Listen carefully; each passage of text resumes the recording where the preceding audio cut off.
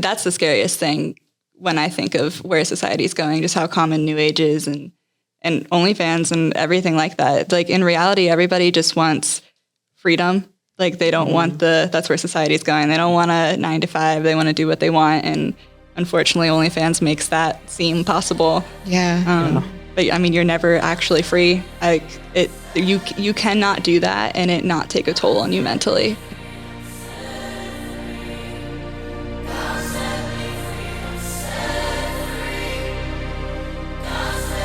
Hello, y'all, and welcome back to the Gen Free podcast. Can I get a round of applause, please? Oh my gosh, you guys are so enthusiastic this time. This is a student-led podcast focusing on discovering God's freedom in our everyday lives. I'm your host, Ayana Cruz, once again, back at it again, here forever. And introduce yourself. Don't be shy.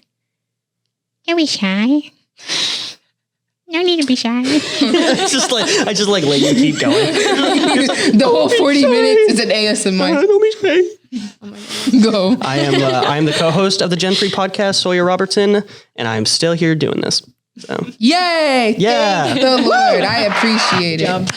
You always use the clap one. We gotta venture out. Well, what are the others? That one's laughing because I'm so funny. That one's the wham wham wham wham. And then there's we gotta label like them. Bird sounds. Boy sounds. I'd like to put other ones on there. Like record our voices. That would be fun. Show that. Can we put that one on there, please? Put Toad's voice. The Muffin Man. Come on, please, Michaela. Can we put random sound effects on there one day? One day. Yeah, she said one day if you guys can't hear her. We have Tessa. Tessa back at it again. We love that Tessa's here. How you doing, Tessa? Pretty good. Pretty good. And then a very special guest who I am so excited to introduce. Hopefully I say your last name correctly. That's why I didn't say your Angel last name prior. Rohrbaugh. That was beautiful. I did it! Yay! This wonderful woman we have on today has an amazing testimony that we've asked her to share. And I am personally so excited because she is super sweet and super nice. And it is so cool to see how far you've come. So I'm excited that you're here. How about you? Tell us a little bit about yourself before we get in. What do you like? What do you do? What do I like? I'm learning to make time to paint. I enjoy painting. Okay. Yeah. I just recently, for the first time, decided I like reading. So now I like reading. Reading is so much fun.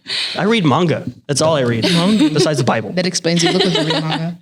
What does that even mean? Look, you just look like you read manga. There's a vibe you get. There's a look. There's a look. That's funny. There's a look. It's the soccer jerseys and the shoes. The soccer jerseys. Hey, One doesn't usually give like reading manga. Like, I don't know. All the soccer players Maybe it read does. manga. Interesting. Defo That's not the experience I did that not I've tell had. people that I read manga.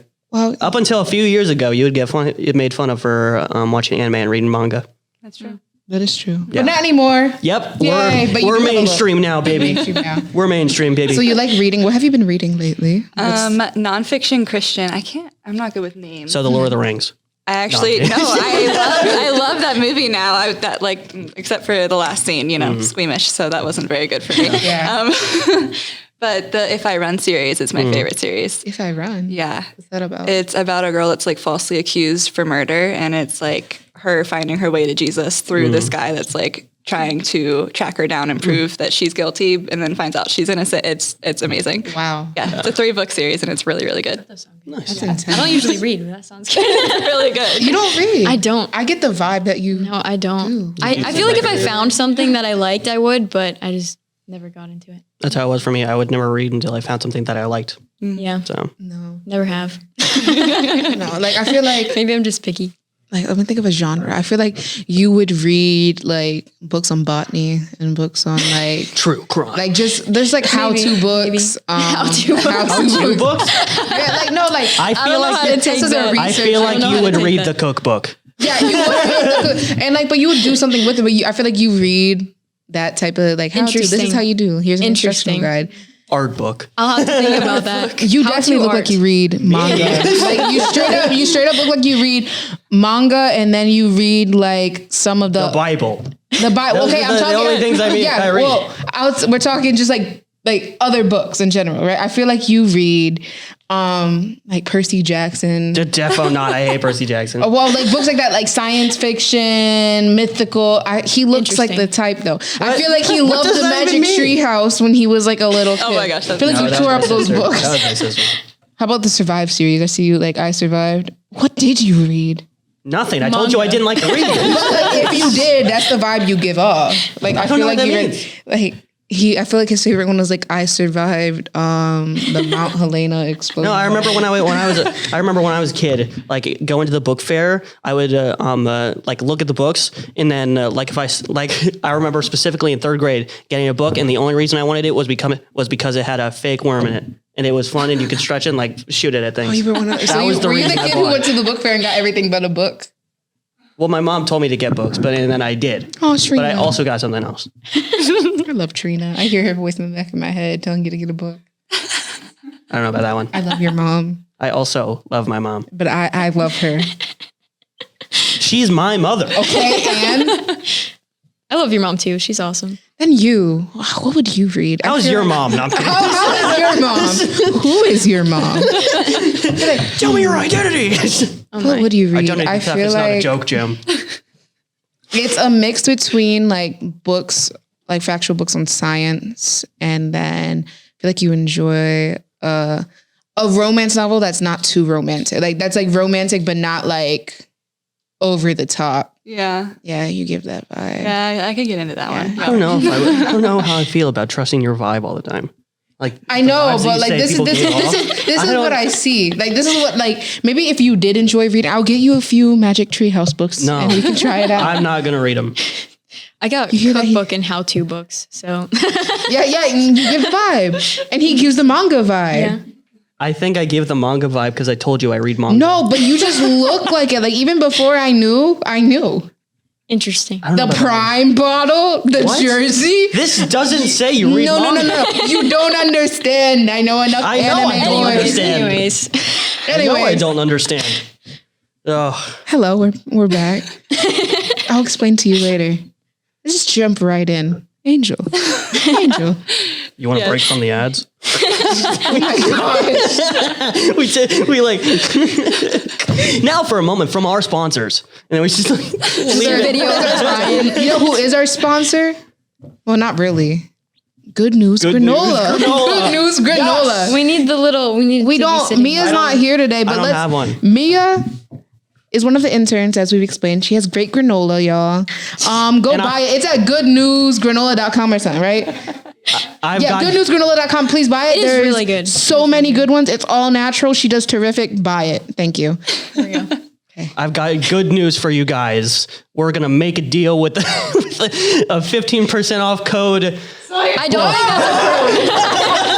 that's approved. Don't listen to him. Not Don't approved listen to by Anime Boy. not approved by the owner. Yeah.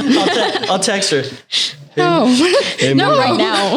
Dude, that would be funny if I got an answer and she said we could. That would be hilarious. Not 50% off. She has to do some 50. calculations. No, I said 15. Okay. But I was even gonna so, say. she still has to do some calculations to see how much she will bring in after selling them for whatever price she sells them for 15% off. I'm sure There's math involved. Respect the math. Yeah. Anyway. Math is math. Okay. Back on topic because I'm very excited for this episode. I was excited all day. Let's just go into it. Tell me your testimony. What do you want to share? What do you not want to share? Tell me, please. That's very broad. Tell me your testimony. Tell me your There's a lot. Yeah. All right. Well, jump in wherever you want to jump in. I feel like we have to give a little preface before we hit what the main point is. I definitely grew up youngest. I was youngest out of 5, and my older siblings were like 20-year age gap. Yeah. So it doesn't really feel like I have siblings kind of thing. 20. Yeah. So my mom was like 40 when she had me. So it was like older parents, and that kind of really affects your family dynamic. So there was a lot of stuff that I just felt like I didn't get as a kid. So I went searching in other places. And I grew up in a Christian home, but I didn't know anything about the Bible. So that kind of also caused a lot of issues later on. Fast forward, there was a lot of hurt and just typical little kid trauma, the normal. Yeah, speed up to high school, or after high school was when things really started going south. So I got a bank teller job right out of school, and I loved it. It was amazing. And then COVID hit. I was very codependent with every boyfriend I ever had. So played married all the time, lived with every boyfriend I had. I moved out at 16 to live with a boyfriend. So grew up, that was the life I knew. Yeah. Yeah, I got the bank job, COVID hit, and I just started going crazy. I had cheated on my boyfriend with a 40-year-old man. So he worked at the bank with me. And then I felt stuck in that relationship. So I stayed with him for a while, and he was there for my 19th birthday. So it was about a 20-year age gap. And that obviously caused a lot of not healthy things to happen. Yeah. So then COVID's still going on. Somehow I broke that off and got back with the first guy I was ever with. So ended up back with him and started smoking weed all the time. Didn't take long to fall into that lifestyle. So was very, very reliant on weed. I wouldn't smoke before going to work, but I'd come home and smoke all the time. And it just kind of started as like a numbing like party kind of thing. Yeah. And then all of a sudden I'm fully needing it every second of the day in my mind. And I was self-harming on my lunch breaks. I was not eating. And my best friend at the time was really blowing up on TikTok and OnlyFans. And she really wanted me to like, she loved me. So she knew I was suffering at work, and she was my best friend. So she wanted to work with me, and she was convincing me that we were going to do amazing and blow up. And long story short, that's what happened. I tried to quit my job to go part-time because I mentally was not okay. And they knew that, and they didn't really want me to quit. So they just kind of was like, let's just see what happens. So then I was like, okay, that's it. I'm starting OnlyFans. So we started, and 2 weeks later I had made 10 or 20 grand. We started 2 weeks before the end of the year. So it was like right on New Year's, I hit either 10 or 20 grand. Like I have a screenshot of that. I can't remember which one it was now. The next month we had a TikTok hit 33 million views, and I made 40 grand that month. And I was like, okay, I don't need to be a bank teller. Like, I don't care. I'm quitting. So then I was all in that lifestyle and stuck in this job, and it was great for a while. And then the friendship kind of dwindled, obviously, blew up in a very public and painful way. Yeah. So my boyfriend at the time, again, I was living with him, and not a godly relationship. We decided to move to Puerto Rico because I was very mentally unstable. Obviously, the stuff I was struggling with did not go away. Didn't have Jesus in my life, so there was no source of healing that was true. Yeah. So we moved to Puerto Rico and suffered there even more than ever. I was there for 6 months, and I don't remember any of it. I was extremely high the whole time. Just very victim mindset and very hurt by everything that was going on around me. Yeah, that was my life. I was addicted to work because that was the only thing that gave me validation, but I also hated it. I never wanted to get into the work, and then I felt stuck in it, and I felt like I had to prove myself. I had to prove every decision that I made. Yeah. Which I found looking back on was like a lifestyle thing that I had put in me. I had to prove my boyfriends to my family and just lie about things that happened to like prove that they were good for me. So it was the same kind of thing, just with my job now. So now I had to prove, I can make this money and I can live this life. So then I felt stuck. And eventually my mental health just got way, way too bad. And Puerto Rico was getting more and more expensive. And we got to the point where we were pooling from our savings account for taxes. And the tricky part about OnlyFans is they charge you for, it's you're self-employed. So your taxes are pretty extreme, and you're making a lot of money. So if you're not smart about it up front, you get in a hole. And that's pretty much what happened. So we were living out of my savings account and decided we had to move home. So we did. And right before that happened, I started going into this kind of like self-help mindset and just doing all this kind of research. I was convinced, I was told by people in my life, and I convinced myself that I had BPD. So I was determined to prove that I could heal from that. So I did all of the self-help books, the podcasts, all that kind of stuff. That was all I listened to. And then one day by the pool, right before moving home, I was listening to this guy that I listen to all the time, and he mentioned ayahuasca, which is a really powerful psychedelic. And he mentioned he just kind of like spurred it out in the conversation. I was like, oh, wow, that's interesting. Like, I really want to do that. So that was the moment I decided that's what I was doing. And we moved home and I booked the trip, and that's when we start getting into the new age stuff. So a few months later, it took a while. I got really into the self-help stuff during all of that, just kept going. And at that point, I didn't really know what new age was or that ayahuasca would lead me to that. I had no idea. I found out through self-help people that weren't openly new agey or anything like that. So they didn't look like witches. They didn't look alarming or sound alarming. So I just took their word and I booked the trip, and I was so excited. I was like, this is it. It's going to heal me. They say it heals BPD. So that is what kind of pulled me in. I was like, all right, I'm going to leave and I'm going to be healed. It's going to be great. So I go, and I had to stop.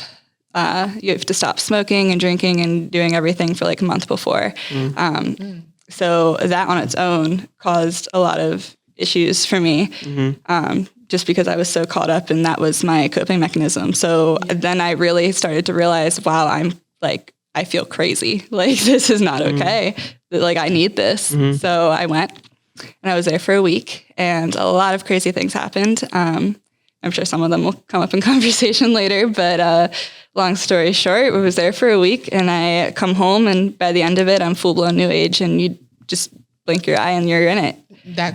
Just like that. Like, you don't even see the transition happen. Like, I would have said that I was Christian up until that point. And then you're there, and it comes down to like as simple as me not knowing anything about the Bible when I grew up. They talked about the Bible.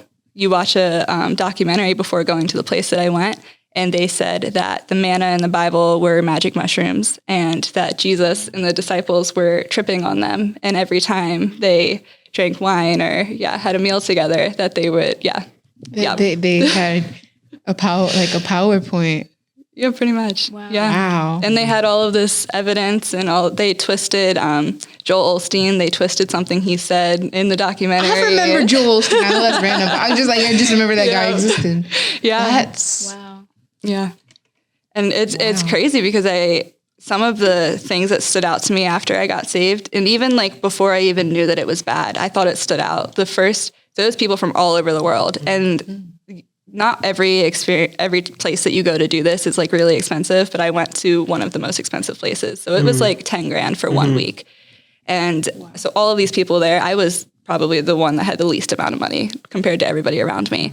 And I was doing very well financially, obviously not, but at the same time, yes. Yeah.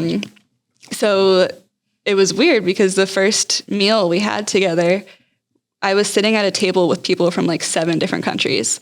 And one of the first questions that came up were, what's your religious background? And every single person had Christianity hurt of some kind, had a parent that claimed to be Christian and now they hate their parents, or like just something like that. And I remember thinking, that's so weird. Like, that's really weird. And that was one of the things after I got saved, looking back, I'm like, wow, like that's all it takes. It's like one person to hurt you that claims to be Christian and not following the way that Jesus says to live. And all of a sudden you want nothing to do with it. You're going every other way. So that was really eye-opening later on. So then, I come back and I immediately start going to church because I was an all-in kind of mindset. So all or nothing. And they talked about the Bible. And I was like, okay, so I'm going to learn about the Bible because I want to know more. So I start going to Providence. That Sunday after I got home, I think I got home on a Saturday. So literally the next day was my first day at church. And my sister had texted my parents and invited us. And I said, yes. I was like, wow, that's exactly what I want right now. I want to learn. So I went, and I went for 6 months before the gospel was shared with me by my future hubby over there. Hi, Dustin. But each week it's like Holy Spirit just kept like opening my eyes to little by little, like, Nudging oh, this you. isn't fully right. Yeah. I had questions, and it'd be like, I wouldn't go to church high. So at this point I was full blown New Age. So everything was ceremonial, and it was like out of respect and all these kinds of things. And I didn't I claimed that I didn't disagree with Christians. It was just, I knew a little bit more than you. Like, you're not spiritually mature enough to handle what I know, but I don't disrespect you, and I don't disagree with your, like, that's just what you need kind of thing. Yeah. So New Age is a lot of like, it's pretty much every single religion wrapped up in one, except for Christianity. It's a twist on that. Yeah. You know? So something I learned after being saved was like, every other religion and every cult or any other belief system, they have to acknowledge the existence of Jesus Christ, or they have no backing. Like, that's how much proof there is and how much just truth there is to him existing. So they couldn't deny him. There was even a Jesus statue at the place that I went that you could meditate in front of. Wow. Yeah. That is so interesting. Yeah. It's very, very, very interesting. Yeah.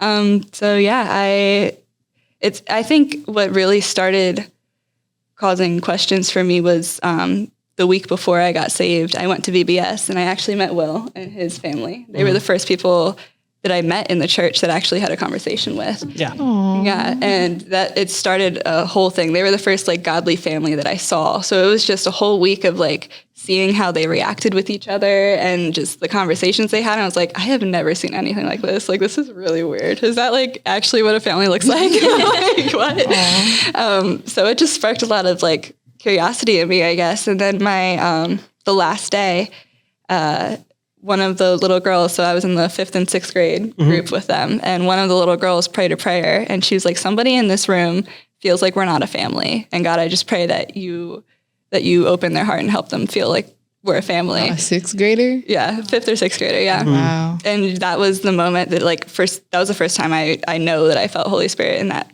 transition. I was like, why do I feel like that's about me? I didn't understand it at all, but I felt like it was about me. And then the next day, or one day later, because it would have been Sunday, was baptisms, and it was Father's Day. And it was the first time my parents weren't at church. So it was the first time I was there alone. And so up until that point, we would just leave right away. So I wouldn't talk to anybody or anything, but they weren't there, so I didn't leave. Yeah. And I was, the whole time, a lot of my little kids that I had bonded with at VBS were getting baptized. So the whole time I was bawling my eyes out, and I had no idea why. I was like, what is this? Why am I so happy right now? What's going on?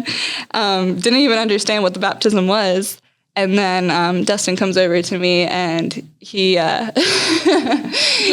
he asked me, he's like, are you going to get baptized? And I was like, no, like, I have some questions, but like, we can talk about it later. Something like, And in that moment, he turned the chair around. It was Riz. Some Jesus Riz. No, for sure. In that moment, he turned the chair around, and we sat there for an hour, and I told him everything, and I watched his heartbreak as he shared the gospel with me, and that was very real for me. But he just answered my simple questions of like I didn't know what the Old Testament was and the New Testament was. Like, I don't even remember what they told me it was at the place I went to, but it was obviously not at all what it is now. Yeah.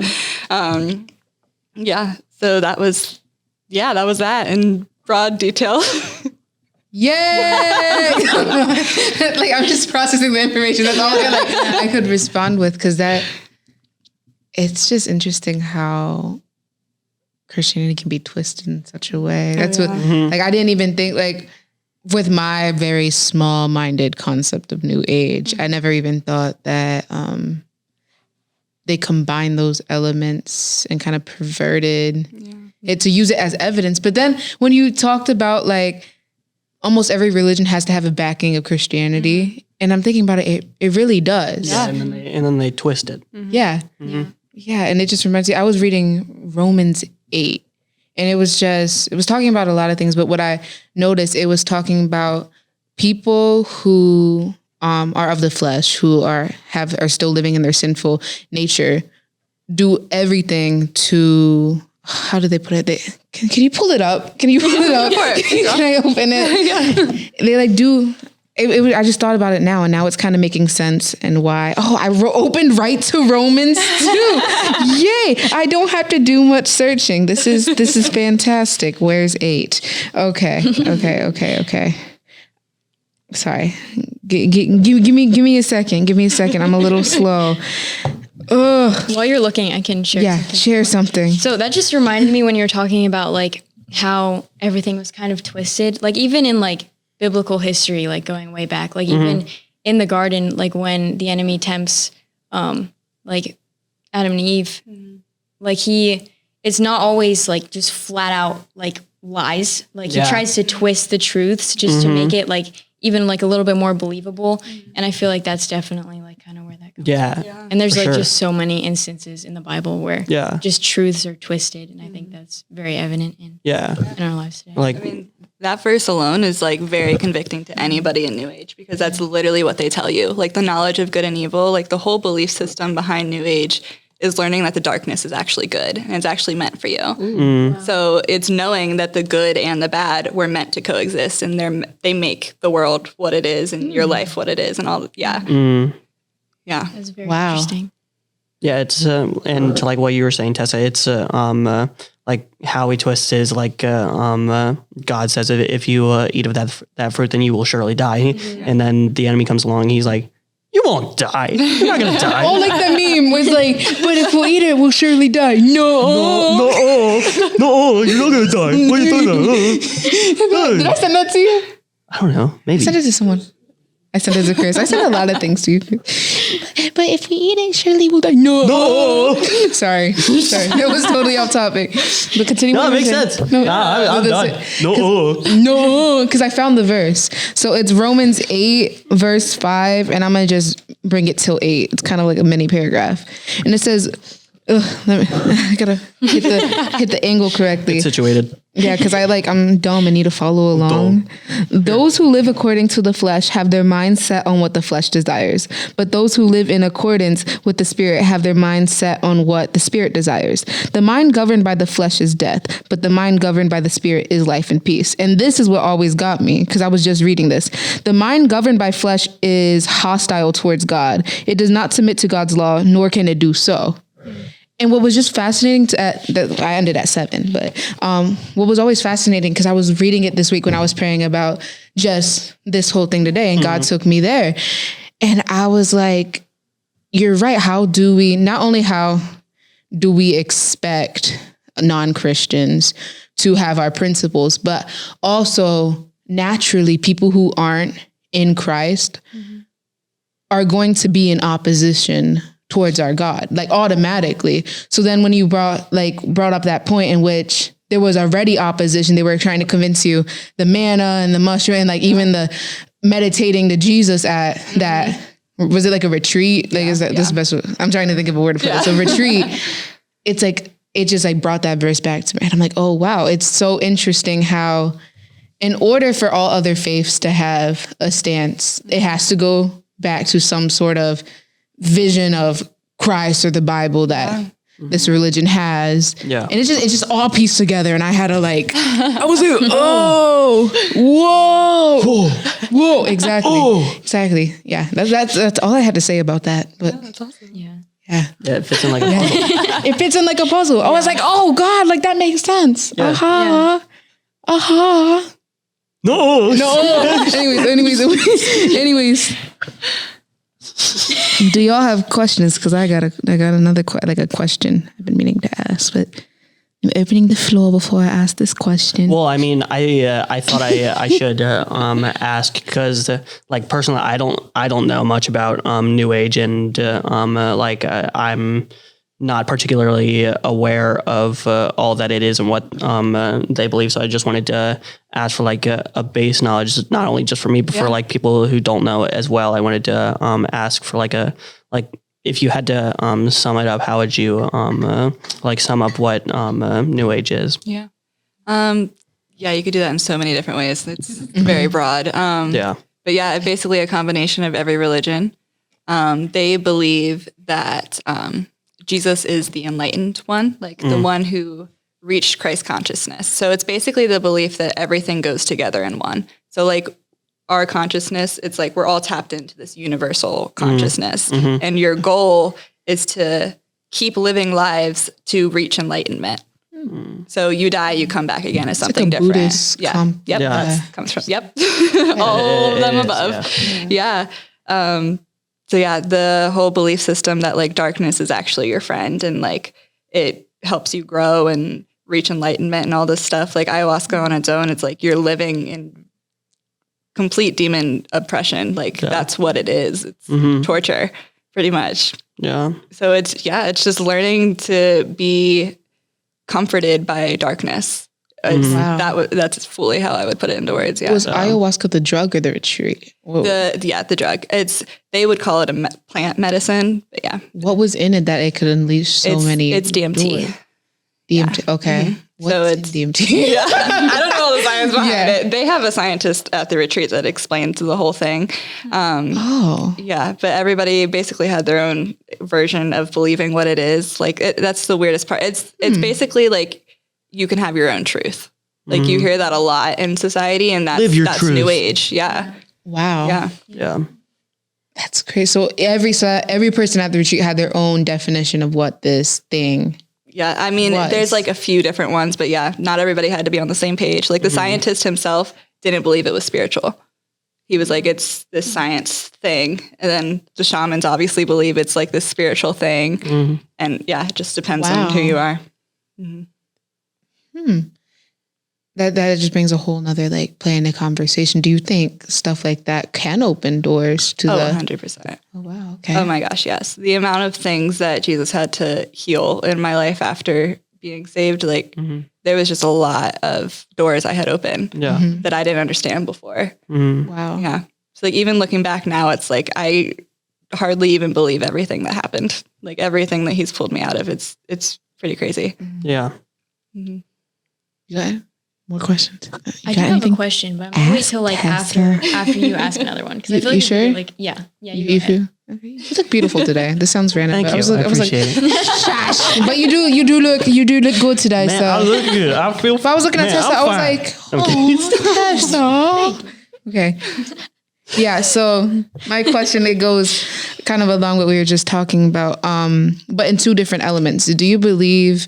Because what I've noticed and I feel is that, especially on like the OnlyFans aspect, that it's being normalized and pushed on the younger ages. Like I have never heard up until recent years, girls my age wanting to be strippers, wanting to be a part of this. And as a person who grew up around people who did it as a way of survival and as a way of just like, I've seen it done irresponsibly. I'm like, why would you want that? So I kind of like wanted to go into that, and also the normalization of certain drugs that like, I guess the big one would be marijuana, and kind of just like, do you believe these doors are open, like normalized, and whichever direction you want to take this? Yeah, I fully believe doors are opened whether you mean to open them or not. Yeah. Yeah, and I think that's what's so scary about all of this stuff being normalized. It's like your intention doesn't have to be to open the door. Yeah. You can have crystals in your house and your intention is, oh, they're pretty. Yeah. That doesn't mean it's not going to open a door. Even if you don't know, like lack of awareness doesn't mean it has no power over you. You know what I mean? Yeah. Makes sense?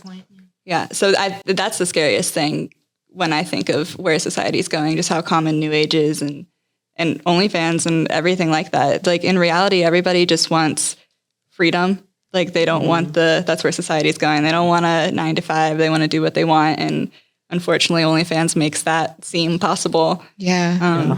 But I mean, you're never actually free. You cannot do that and it not take a toll on you mentally. Yeah. Like the amount of conversations I had with people that were married and getting messages from their wives when they found out that they had an OnlyFans account and were subscribing to me saying, hey, I'm leaving my husband because of you. Like those kinds of messages. Like that? Oh my gosh, yes, all the time. Wow. All of the time. So you see the other side of people with porn addictions. And it's like another level of porn addiction because they want the relationship with you. Yeah, they want the connection. Yeah. Because the whole like business of like OnlyFans is dedicated to loneliness. Yeah. That's because so the true. people on the other end, like they're so lonely at this point that they are looking for that connection, and they've gotten to the point where they're looking for it through OnlyFans and looking to build it with someone they don't even know. That's so depressing. Yeah, I'm gonna say something that's a little Go for it. okay. Just saying. It's the part that the people that play into OnlyFans don't realize is how fake everything is. Yeah. Like being on the other side of the porn industry, it's like none of that is real. Like I have memories of filming a video and faking the entire thing and then breaking down crying the second I turn the camera off. Like nobody is actually giving you the affection you think you're getting. They're dying on the other side. And that's just this hard truth. I have such a heart for calling people out of pornography addictions because it's just like, it's not what you think it is. And like Pornhub on its own, like there's things all the time about people being trafficked on there and all that kind of stuff. Like it is not what you think it is. I hear about that all the time. Yeah. They're always finding kids on there. Yeah. Yeah. It's really sad. It's so sad. Yeah. Yeah. Wow, we just got so depressing. No. Like I just felt everyone's expression go. Oh. It was funny to watch. Oh. Yeah, everyone was I was like, oh, okay. We need to make the button. No, can we make a no button? Yay! We gotta prove. Just hit a button and go, no. Oh my goodness. Oh my. The no button. Tessa, you had You had a question. Okay, so yeah, let me think. So I just had a question, like, as someone like who I had a lot of like art classes in high school, and like a lot of people are into new age stuff, like whether they are intentionally into it or not into it. Like being in that atmosphere was very difficult for me because I didn't know how to like handle it. So I would just say, like, what advice would you give to like someone who has friends who are in that, or like do you recommend that they stay and like try to, or just like leave completely, or I don't know. I guess it could be depending on the situation, but I don't know. What are your thoughts on that? Yeah. I mean, obviously rely on Holy Spirit. Don't rely on yourself. Yeah. People in New Age are just looking for the truth, and they just don't know that they're looking in the wrong place. Yeah. And it's the saddest part is they're looking for what Jesus has to offer them. So however you can share that with them, the common belief system is that Christians just think they're better than everybody, and they're just not spiritually mature enough to handle the truth. That's the belief system they would have. Wow. So hearing them out, that's something I always try to do, is not shut people down. No matter what they're believing, you have to hear them out before you even try to inform them of something else, or they're not going to hear you out. Just praying into it. I obviously wouldn't say go into those like friendships if you wouldn't be led. looking out for them. Yeah. Like, don't be looking for someone to change them. Right. If you come across someone like that's already in your life, then lead them. Yeah. Don't go looking out for darkness. Right. Yeah. Or just like be Jesus to them. Or like, I saw this one thing. It was like, you could be the only Bible that some people ever read. Like that you just, the way that you carry yourself and the way that you just show love to others. Like then they might even come to you and be like, what is that you have? Like, I want what you have. Well, that's like the testimony from me and Brian with my one friend from school. I don't think you've heard this. It was actually something we told to a youth camp in Indiana, but like Brian, when he was just at Marshall's and he was just getting stuff, and then he saw like this girl who was working there have like a altercation with somebody else. And then afterwards, like the girl had gotten upset, but during the altercation, Brian had gotten a word for her, and then went up to her and told her that he felt like she was meant to be like a teacher, and that she was going to go into like school for it, and that she was going to like carry the Holy Spirit with her, and that like he said that he could tell she had he had asked her if she was a Christian. She was like, yeah, but then he felt like he saw her expression, and it seemed as though she like wasn't used to hearing that sort of thing. So, and then the next day I show up to school, she comes to me and asks me, what this is, how, words of knowledge work, and if it was actually like a real thing in, for like, Christians, and I was able to get to, share further. And I think that's, just because of like, how I would carry myself at school and let people know what I was doing here and in youth group. And I'm very, thankful to be able to carry myself that way. And I feel like, that's important to do as well, when we are Christians, and, just show people Jesus through us, and then allow them to come to us with, questions and, things that they are wondering about if they do not have access to a Bible or like a church or a youth group, like you were saying, that we are the only Bible that they might ever see. Wow. Yeah. So That's amazing. That's something we just talked about that at discipleship this crazy. past week. It was so awesome when we found out, because Brian was telling us about it, and I was like, did you catch her name? Because then he came in here and he was telling us about that girl and what he told her, and then but that was after she had come to me and asked. So that was pretty awesome. So I went back to her and told her, "That's my boss." How did she react? She was just like, she said, "No." It's like, no, there's no way. That's your boss. That's not your boss. Oh my goodness. I feel like a lot of Christians, like around your age, like say you're in high school and stuff, we were just talking about this in our girls group, that it's like hard to, or not, it's hard. It's like God calls you to not waver depending on who you're around, right? So that's the other advice I'd give you is like people in New Age will say they love Jesus because they obviously believe Jesus existed. So that's something that can throw Christians off if you're in a conversation with them. It's like, oh, they love Jesus, so it's fine. Like I don't need to open their eyes at all or anything like that. So it's not wavering and actually pushing and like, what do you mean when you say you love Jesus? Or like, who is Jesus to you? Right. Like those like sparking conversations. And if you're having that kind of conversation, it's like letting them come to the conclusion. Like a lot of people feel like Christians shove things down their throat. So in any ministry opportunity, it's like hearing them out and asking questions that lead them to further thoughts. Yeah. I like how you mentioned that about the art, like the art students. Yeah. It is so freaking common. Yeah, it is. Oh, I've definitely found in my cinematic productions class, I've definitely come into contact with this. But I feel like it's especially with like people like going into the creative space and media, and I feel like that it's like rampant through there, especially like all of the new like progressive like ideas and You know what's interesting? How art changes afterwards. Because I know some kids, like I could tell that were in it, and then when they weren't anymore. And I wasn't in a new age, but this is a whole different thing. But I've like seen some kids who were in it, then got saved, or just stopped doing it in general, even without a belief in.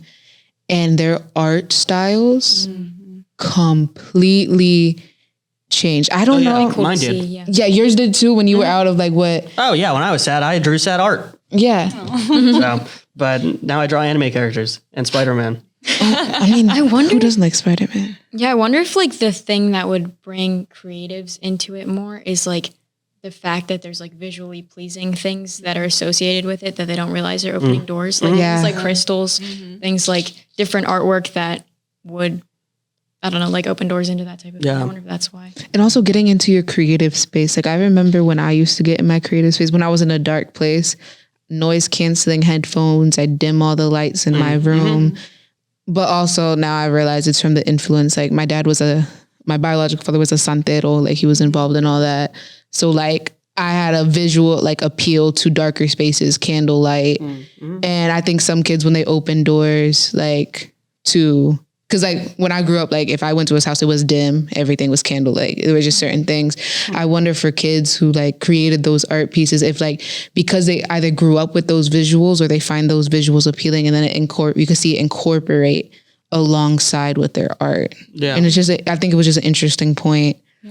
that you brought up, because I could definitely, like, I remember walking through the hallways of my school, and it's a beautiful painting. Like, the girl was talented, person was talented, but you could just tell there was something about it. It was like a sphinx. I remember it's a sphinx cat, and it's chewing on like this like weird like meat specimen thing. Looked like a body part, and it has like multiple eyes, and it's just like it was kind of creepy. It was well painted, but it was always eerie to look at, and it was on top of a cabinet. I hope that girl's good. She was so talented, but it's so interesting to see how it transfers into art. So the fact that you mentioned that, I was like, oh. Yeah. And another thing you see a lot is the whole religious trauma aspect that you brought up. Like all the time.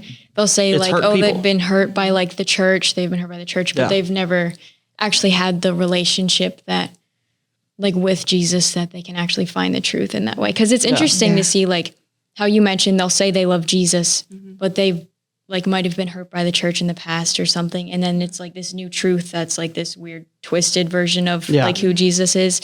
And they're like, oh, maybe this version of him isn't so bad. I don't know. I wonder like how that works in their mind, like the transition. It's interesting how some people in the darkness will still say, like you said, will still say that they have a belief in God. And sometimes I think they actually do, but they're, like you said, they're looking for it in the wrong place. Because recently I had an encounter like that too. Well, we went completely off the rails, but it's fine. I had an encounter like that too. Sometimes I'll just go through Instagram lives because I'm bored, or like I just have nothing else to do. I think that's and I like one part of Instagram I've never touched. I've started touching it because I want to start doing it, just like experiencing more for just what we're doing here. Yeah, besides when we do it, I did it. But I was in with like I just joined like this rapper I like, Slives. He says he's Christian, like the person says he's Christian, but often like with the lifestyle he's in, it's like it looks like he has a belief, but not like. But the music's great. Man got a great flow. I can't say anything. That flow's terrific. One of the best flows I've heard in a long time. But and it's funny. I messaged like I commented in the live. Like sometimes I'll do this, even if I know it's a completely non-Christian person. I'll comment in the lives because I'm just a menace to society like that. And I commented like, "Do you believe in God?" And then he answered like somehow with all those thousands and thousands of comments he saw mine, it was like, oh, of course. And it was interesting because I was like looking at his face, and I really do think the guy believes, but when you're caught up in certain lies, you can never achieve what you will with God. You can have all this worldly stuff, but it's always sad because like I just study people, so I know this. Like I looked at the guy even through the live, and I'm like, it looks like you want to go further, but you feel like you can't. The blindness. Yeah, and I see it so often, like with the art students and stuff. It's depressing yet fascinating. Yeah. Mostly depressing, but like fascinating, like how people can believe like that, and the fact that when you see where you used to be and how caught up you used to be and where you are now. Well, that shouldn't be depressing. It shouldn't be not where we are now. Oh, that's terrific. But it's depressing to see people wanting to like just you're right there. Spot. You're right there. Yeah. You're right there. But something's holding you back. And it's just, but I've been there. So it's like, and you've been there, and we've all been there. I think that's the most encouraging thing though, is like everybody that's in New Age, and as common as it is, the people that are in it are looking for the truth. Yeah. So they can only go so far before they realize that they don't got the truth. Yeah. So they're at prime time for Jesus to encounter them, and they're all in. It's prime time. We should get a sponsorship. No, keep them in the United States. It's okay. We'll keep you FDA approved. Oh my gosh. We should probably like blur that out. Refreshing. It's been on multiple episodes. Refreshing. You will hear refreshing. Yeah. It's been refreshing. You wish you were refreshing. No. Oh my. Oh my. Oh me. Oh my. We are over the time limit. We are over the time. This is so interesting. There's so much more I feel like we could unpack. Yeah. We'll just have to ask you personally off camera. I'm sorry. We can do a part 2. We could do a part 2. And we bring Dustin. You will bring Dustin. And you guys could talk. Yeah, Dustin's Love off Boat camera. Season 2. Love Boat Season 2. We talk with them too. Because we haven't had a fiance couple on. Gang gang. Wait, no, not gang gang. What ganger? Who are you affiliated with? Sawyer's a Crip. He's wearing The Krabby blue. Patty secret Oh my formula. goodness. He's a Krabby Patty. I'm a part of the chum bucket. The chum bucket. I'm the chum bucket cult leader. What's your chum bucket sign? My chum bucket sign. Yo, chum bucket. It's the hat. Oh my gosh. I am the chum bucket cult leader. The secret You formula. need Jesus. Crabs. Crabs.